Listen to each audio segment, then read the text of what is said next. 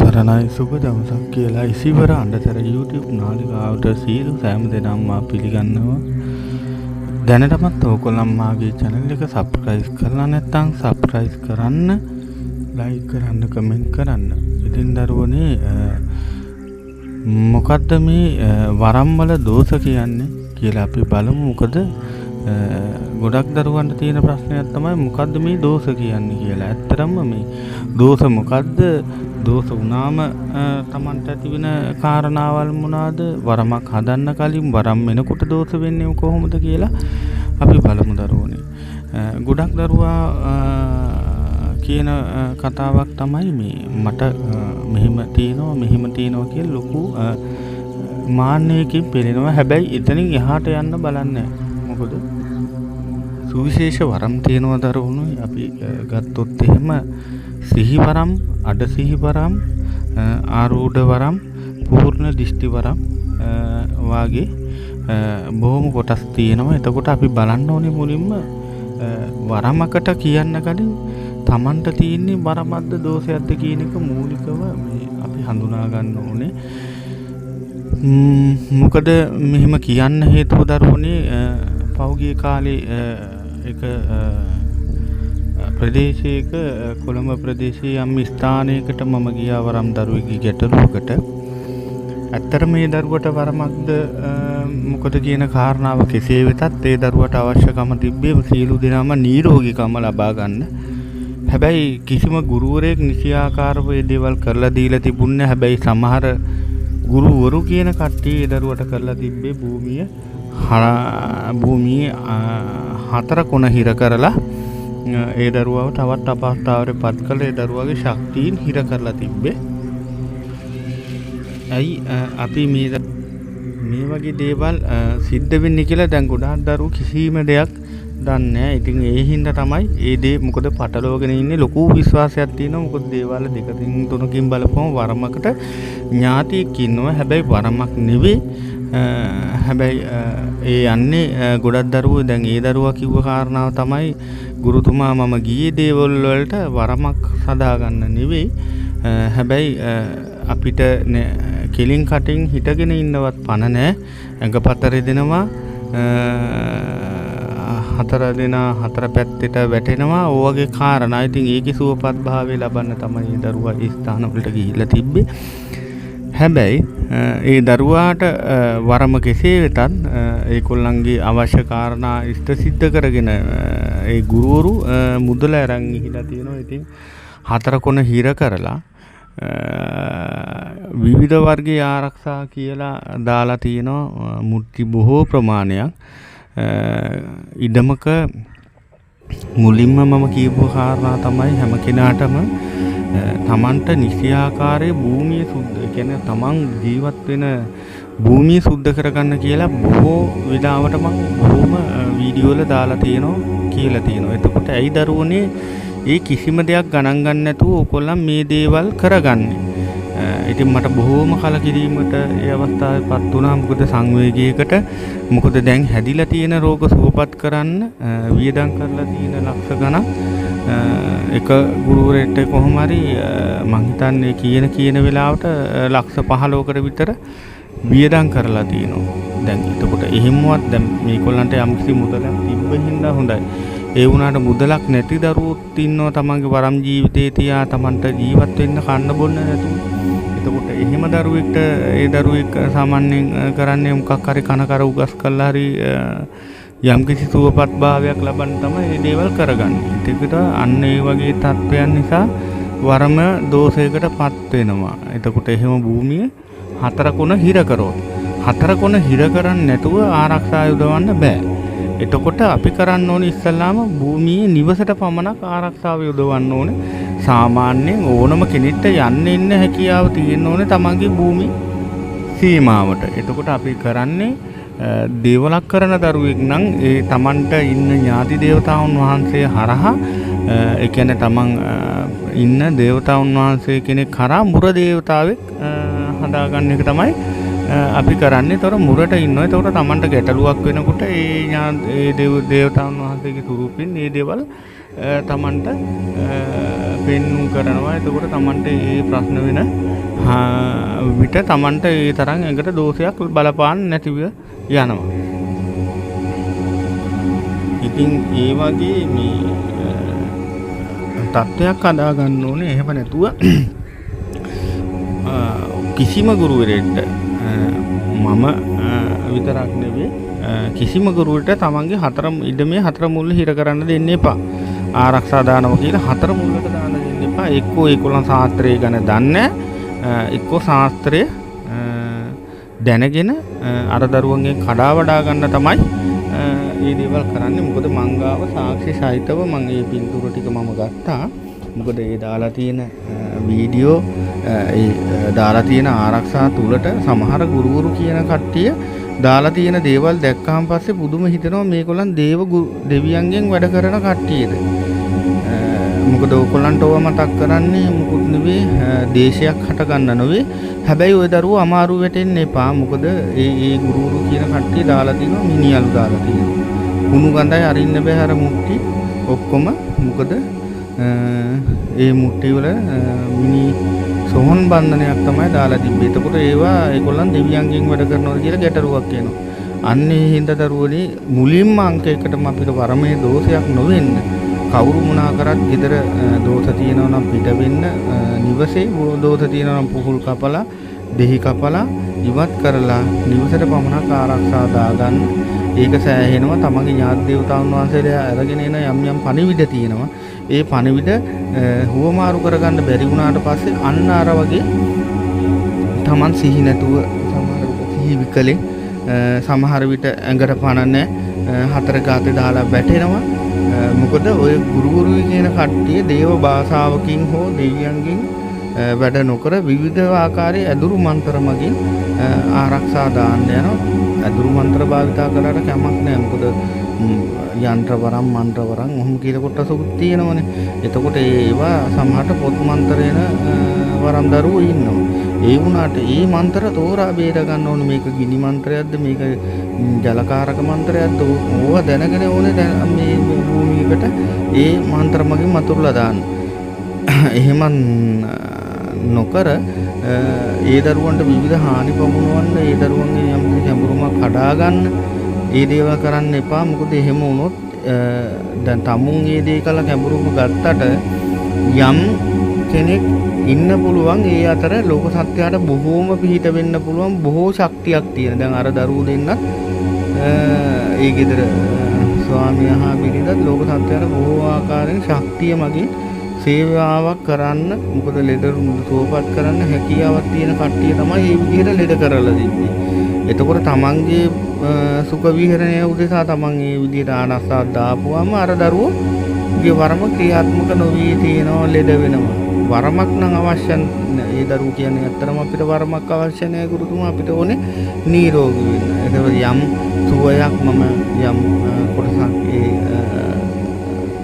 දරුවන් වෙනුවෙන් යම් දෙයක් කරලා දුන්නා. ඊට පස්සේ දැන් යම් සුවයක් තියෙනවා කියලා මට කිව්වා. මමත් ඒ ওই දරුවෝ ගැන මම සමාජයට කියන්නද කියලා අහලා තමයි මේ වීඩියෝ එක දාන්නේ. මොකද හේතුව මේ වගේ දරුවෝ ගොඩක් ඉන්නවා. සමහර ගුරුවරු දේව ස්වරූපයෙන් පෙනී ඉන්නවා. පෙනී ඉඳලා කරන්නේ අර වගේ ඕන නැති වැඩ කරපුවම අර දරුවොත් ඉවරයි. මොකද තමන් තමයි තපුවාම හැමදේම පුළුවන්. ඕක මම මෙහෙම කතා කාරණාවක් කියන්න කැමතියි. එහෙම කරන ගුරුවරු බොහෝම පරිස්සමෙන් තමන්ගේ වැඩ රාජකාරී කරගෙන යන්න. මොකද මම නිතරම කියන දෙයක් තමයි මාගාවට එන්න ඕනේ. හැබැයි පිහිට වෙන ගුරුවරු ටිකක් මේ හෙළදීපේ තුල ඉන්නවා කියලා. එතකොට එහෙම තීද්දී අපි ගුරුවරු ගැන මොකද මමත් ඉගෙන ගත්තේ යම්කිසි ගුරුවරයෙක්ගෙන්. එතකොට ඒ ගුරුවරන්ට තියෙන විශ්වාසය මනුස්සයන්ගෙන් අතර නැති වෙනවා. ඒ දේවල් කරන්න එපා. එහෙම අපිට ගිහිල්ලා අපිට තැනකට ගිහිල්ලා තවත් ගුරුවරයෙක්ට ඇඟිල්ල දික් කරන්න වෙනවා කියන්නේ ලොකු හානියක්. මේ ශාස්ත්‍රයට කරන ලොකු නිගාවක් මේ ශාස්ත්‍රය ත්‍රිදේවයන්ගේ. එතකොට ත්‍රිදේවයෝ කියන්නේ බ්‍රහ්ම විෂ්ණු මහේශ්වර මගේ ශිව පියාණන් වහන්සේගේ ශාස්ත්‍රයට කවදාවත් අත්හානි කරන්න ලැහැත් වෙන්න එපා. හැබැයි එහෙම කරලා යම් කිසි මොහොතක මට සහ සමාජයේ දෙවියන්ගේ හැට යොමු වුණොත් තමන්ට වෙන දේ තමන්ට හිතා ගන්නවත් බැරි වීම. ඒ කියන කාරණාව මම අන්තරේ කියන්න කැමතියි. මේ අර දරුවෝ මම කොහොම හරි සුවපත් කරනවා. හැබැයි ටික කාලයක් මේ වෙනවා. මොකද ඒ දරුවෝ දැන්ට සෑහෙන කාලෙකින් රෝගී වෙලා ඉන්න හින්දා දැන් නම් සෙම් රෝගය එහෙම ඉවරයි. එතකොට ගොඩක් දරුවන්ට තියෙන ප්‍රශ්නේ තමයි වරමක දෝෂද කියලා. මම ඕක තමයි දැන් මේ මතක් කරන්න ඕගොල්ලන්ට මේ වීඩියෝ කරේ. ඉතින් දරුවෝ වරමක දෝෂය කියන්නේ ගොඩක් දුරට මම පෞගේ වීඩියෝ වල දාලා තියෙනවා. ඒතකොට වරමකට බලෙන් දාන දෝෂකින්ද සමහර වෙලාවට සෙම් රෝග උග්‍රව එනවා. මේ හැබැයි ඒක වැරදියට වටහා ගන්න එපා දරුවනේ. දැන් මේ සමාජයේ භෞතික රෝග තියෙනවා. එතකොට මේ භෞතික රෝග නොවන විතරම සුවපත් නොවන උගුරේ බැරෑන්ඩියත් එක්ක එන සෙම සුවපත් වෙන්නේ එක විදිහකට ඉන්න බෑ. නිදා ගන්න කියොත් නින්දනවෑම ඔයගේ කාරණා බඩ පැත්තක් කොර වෙනවා. ඉතින් ඔයගේ කාරණා ගොඩක් තියෙනවා. එතකොට මේවා තමන්ට දැනෙන්න ඕනේ දරුවෝ. ඒ නොදැනෙන්න බොහෝ කාරණා තියෙනවා. එතකොට මම ওই දරුවන්ට කියලා තියෙනෝනේ නිතරම මේ තමන් පින් කුසල් කරන්න. එතකොට ධර්මයේ හැසිරෙන්න කියලා. එතකොට ඒ ධර්මයේ හැසිරෙනකොට දරුවනේ තමන්ගේ පංචස්කන්ධේ පංචේන්ද්‍රියන් මේ සිත කය වචනේ තුදොර සංවර කරගෙන තමන් ගමනක් යනකොට තමන්ට පුළුවන් තමන්ට වෙන දේ දැනගන්න. තමන් මස් මාංශ පුරුදු අනුභව කරමින් එතකොට තමන් දේශ කරමින් තමන් පන්සිල් පද පහවත් අඩුම ගානේ රකින්න නැතුව තමන් මේ වවරන් ගමනකවත් යන්න හිතන්න එපා. මොකද එහෙම කරලා පව් පුරව ගන්න එපා. මොකද වරන් ගමනක් කියන්නේ ලෝක සත්‍යයට පිහිට වෙන්න තියෙන ගමනක්. එතකොට ඒක මේ ගැඹුරු කාරණාවක්. හැබැයි ඒකේ කොන කෙල්ලිලා මම මේ වැඩේ කරනවා ඒ කරන ගමන් මේක කරනවා කියලා දියුණු වෙන්න ඕනේ කියලා මේ වරම් ශේත්‍රයේ රැඳී ඉන්න බෑ දරුවෝ. හැබැයි බොරු කර ඉන්න මිනිසුන්ට පුළුවන්. හැබැයි Taman ලෙඩ වෙනවා. එතකොට Tamanට නියම වරමක් තියෙනවා නම් කෙනෙක්ගේ දෝෂයක් ආපුව Taman ඉස්සර සුවපත් වෙන. දැන් අර දරුවා කියන කාරණාව තමයි මට ගොඩක් ඕනේ ගුරුතුමා මට මේ නිරෝගී වෙන්න අපි කරන බත් පතක් උයා ගන්න බැරි තත්ත්වයක හිටියා කිව්වා. එතකොට බලන්නකෝ මේ කිසිම ස්ථානයකින් මේ දරුවට කිසිම උදව්වක් කරලා නැහැ. එතකොට මම අහන්නේ ඒ තමන්ගේ බඩ වීත විතරක් රැක ගන්න. එතකොට තව කෙනෙක්ගේ දුකක් හදවතේ කකියන වේදනාවක් තමන්ට දැනෙන්නේ නැත්නම් ඒ කියන උන්දලාට තියෙන වරන්ද ඈ. එතකොට දෙවියන් බලන්නේ තව තමන් කාටද පිහිට වෙන්නේ. එතකොට ඒකෙන් තමයි දෙවියෝ පින් ලබා ගන්න. ඔය යථාර්ථය දැනගෙන වැඩ කරන්න දරුවනේ. මොකද සමහර ප්‍රශ්න තියෙනවා ටික කාලයක් Taman සැප විදී. හැබැයි ඒවා අවුලවලා දෙවියන් දෙනකොට Tamanට ඒවා විඳවන්න අනිවාර්යෙන් ලැබෙනවා. ඒ හින්දා හොඳට කල්පනාවෙන් Taman කතා කරන්න, Taman වැඩ රාජකාරී කරන්න, පේනමාලා වුණත් නිසි ආකාරයේ දරුවන්ට පෙන්눔 කරන්න. ඒ පෙන්눔 කරලා වෙන්න වරදින්න පුළුවන්. හැබැයි සිතාමතා කරන එකයි වැරදීම් කරන එකයි මේ දෙක. එතකොට අපි Taman දැනගන්න ඕනේ මේ දේවල් කරමු මේ දරුවන්ට මොකද වෙන්නේ. එතකොට සමහර දරුවන්ට තියෙනවා භූමිය හිර කරපු ගමන් කෙලින්ම කකුල් අතපය කොර වෙනවා.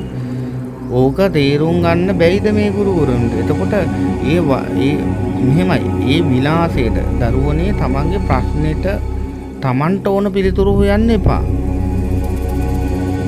දැන් ගුරුවරු බොහෝ ප්‍රමාණයක් කියලා තියෙනවා මෙන්න මේ දේවල් මේ විදිහට කරන ගොඩක් හොඳ ගුරුවරු ඉන්නවා. දැන් මේ නාලිකාවලත් ගොඩක් හොඳ ගුරුවරු ඉන්නේ. ගුරුවරු කියන කතාව තමයි මේ දේවල් කරන්නේ. හැබැයි ඒ ගුරුවරු කියන්නේ ඒ ගුරුවරුන්ගේ අත්දැකීම්. හැබැයි ගුරුවරයාගෙන් තමයි ප්‍රශ්න කරන්න හැකියාවක් තියෙන නෑ. ඕක තව හරියයි. මේක පස්සේ වෙයි. මේක වට ලැබෙන්නේ පස්සේ. එහෙම බෑ. ඒ වචනේ මුලින් ඉඳන් පටන් ගත්තාම ඒ අවසාන වෙනකන් ඒ වචනේ තියෙන්න ඕනේ.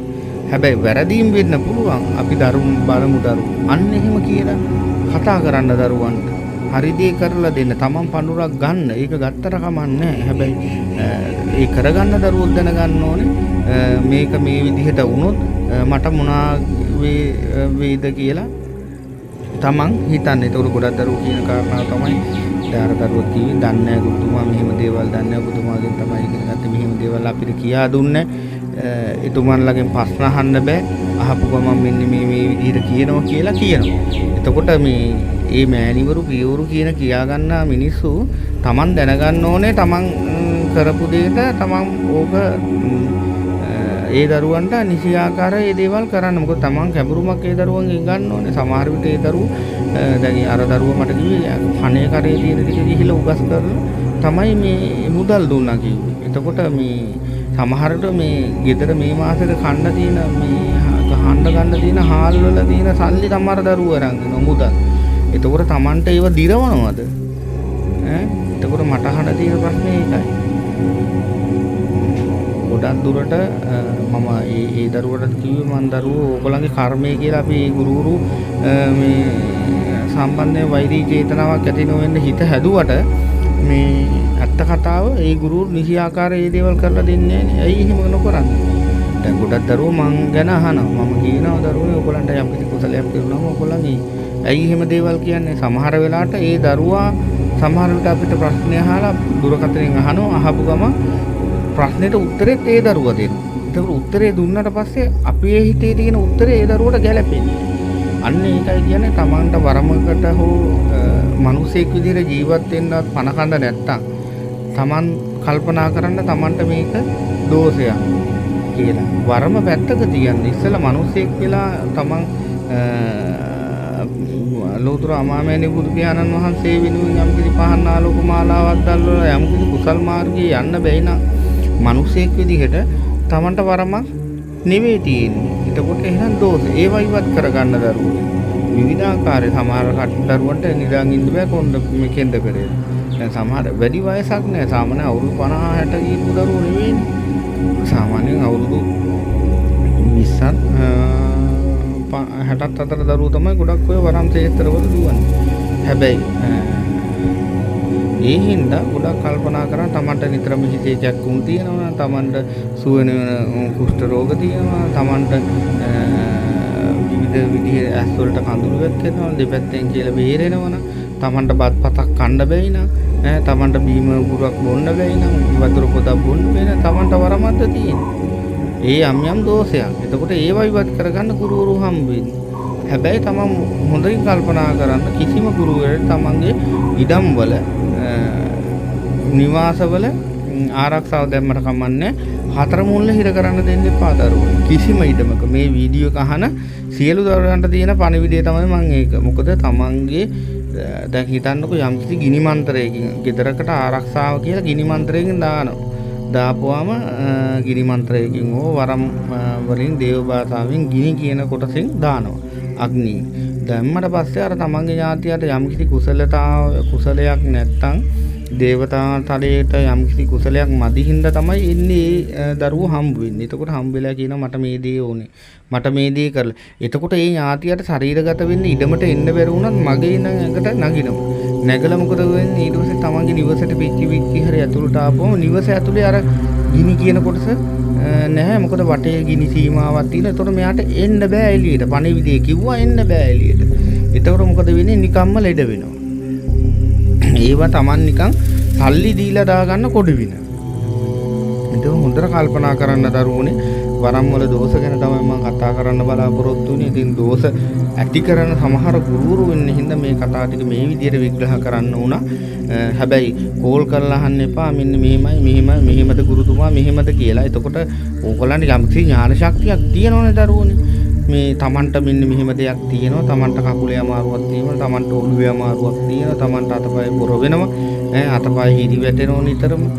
Tamanට වැඩක් පළක් කරගන්න බැයි නම් මිනිසෙක් විදිහට ඉස්සලා මිනිසෙක් විදිහට ජීවත් වෙන්න පුළුවන්ද කියලා බලන්න. එහෙම බැයි නම් දෝෂයක් තමයි. එතකොට Taman නිවැරදි ගුරුවරයෙක් හොයාගන්න. ඒ නිවැරදි ගුරුවරයා හරහා Taman ඒ වරම් පරීක්ෂාවක් කරන්න කලින් දෝෂීවත් කිරීමකට ලක් කරලා නැවත වරම් පරීක්ෂාවක් කරන්න. කරලා ඉවරලා වරම ස්ථාපිත කරගන්න. වරමක් කියන්නේ මේ දවසෙන් දෙකෙන් මේ හැදෙන දෙයක් නෙවෙයි. දැන් සමහර ගුරුවරු ඉන්නවා පූජා වටි 30 ගාණක් පූජා කරපු ගුරුවරු ඉන්නවා. අන්තිමට අර මිනිස්සුන්ට හැදිච්ච වරමකුත් නැහැ. මේ ඉතින් ඒ වගේ මේ දෙවියෝ තමුන්ගේ බලාපොරොත්තු වෙන්නේ නැහැ කවදාවත් තමන්ගේ මේ තියෙනා වූ මේ පළතුරු පූජා දෙවියෝ බලාපොරොත්තු වෙන්නේ නැහැ. අපේ භක්තියට තමයි මේ පළතුරු පූජා දෙන්නේ.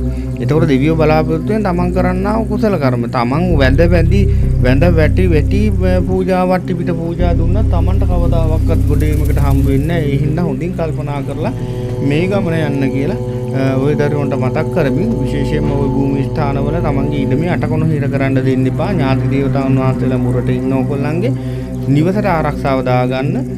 එතකොට ඔය ගොඩාක් ප්‍රශ්න වලට විසඳුම් වෙනවා. ඒ දේවල් ඒ ආකාරයෙන් ඉෂ්ට සිද්ධ කරගන්න කියලා ඔයගලන්ට මතක් කර සිටිමින් අද අවසර සමු ගන්නවා. සුබ දවසක්. ත්වන් සරණයි.